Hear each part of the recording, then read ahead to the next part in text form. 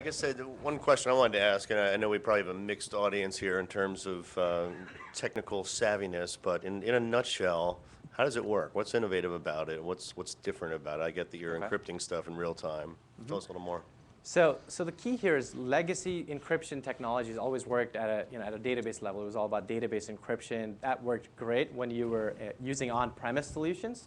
But when you're moving data into the cloud and you look at CSA's top threats, their APIs, malicious insiders, what you really want to do is put that data in the cloud but retain complete control over it. So encryption keys remain with you. The data goes to the cloud, but at the same time, you want the cloud application to be able to search for that data, report for that data when your users need it. And that's really the function preserving aspect of our technology is key. And secondly, the ability to keep the encryption keys within your control while fully utilizing the cloud application. And I think that's an important part is allowing the customers to keep control of the keys, because there are some solutions not exactly in this space, but where they're managing the keys on your behalf, and I think that tact is good. Can you talk about you talked about two things, out of the box integration and going through a gateway. Is there actually any integration involved in the process here, or what does it take? So what we mean by the gateway layer is where the core technologies lie. So encryption, tokenization, that's our gateway. And on top of that, we build essentially XML-based policy files for different cloud applications. So when we say we support out-of-the-box Salesforce.com, it means we completely understand Salesforce API, the Salesforce platform, understand searching capabilities, sorting capabilities. And so when a customer purchases CipherCloud, which is just a virtual instance, there's no hardware, they're ready to go out of the box. It takes a couple of hours to set up. There's no weeks and months of professional services required. In a couple of hours, the customer sets themselves up using our UI, and they're ready to go. And just taking that further, we're giving this platform now for companies, third parties, and third-party application providers to integrate their applications and their offerings into our platform. So not only will we ship products with out-of-the-box integrations, but third-party providers can come in and say, our cloud application is CipherCloud secured, which means it works seamlessly out of the box.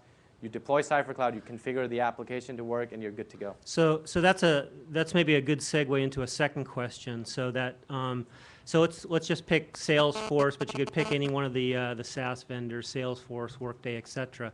They have not only their web client, but they also have mobile clients or other clients that are available.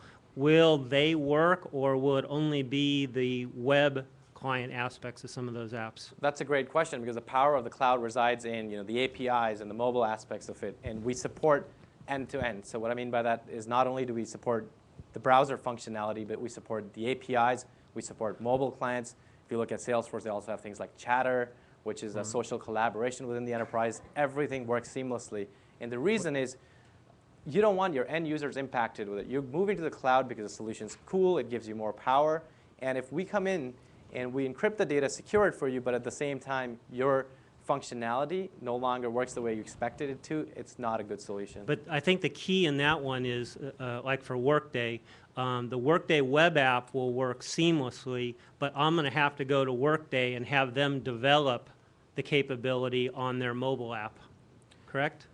No, so the way our mobile solution actually works is the mobile traffic goes through the gateway, and the gateway understands what mobile client you're coming from, what user agent you're coming from, and displays the data you expect it to in the right format for your user agent. So it works pretty seamlessly. In terms of, at some point, if you're doing functions like search or filtering, the data has to be decrypted so that you have an ability to order the data. So I guess my question is, the user has the keys. Is that decryption function happening within your cloud gateway, or are you ever sort of giving data back to the end application provider in an unencrypted form?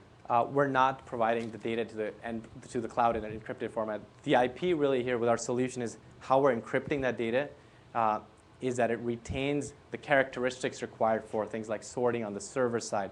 For searching, what we do is we understand that a user is making a search request into the cloud.